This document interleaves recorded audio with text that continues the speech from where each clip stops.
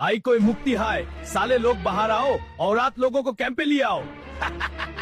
ए राजाकार भाई लोग, पीजज कमेटी लोग, तुम लोग कहाँ गया? जल्दी से इधर आओ, औरत लोग को कैंप पे ले जाओ। सर हम लोग राजाकार है, पाकिस्तान जिंदाबाद, आपको लिए जान हाजिर है। सर आप कैंप पे जाइए, औरत लोगों को हम लेके आता है। सर सर इधर सब मुक्ति है, इधर सब लोग मुक्ति, सब घर से लोग बाहर करो, सब साल गुली करो।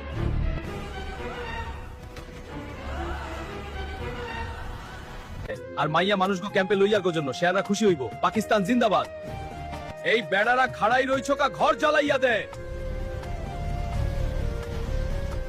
দেখিস কোনো হালায় না বাঁচে।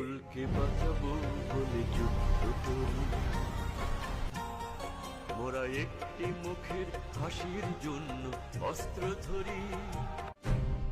सबका घर जला दो, सब मुफ्ती साले को गुली कर दो। हम लोग राजाकार বাহিনী जिंदाबाद। রাজাকার আমার বউরে তুলা নিয়া পাক হানাদার বাহিনীর ক্যাম্পে দিচ্ছিল, আমার সব শেষ।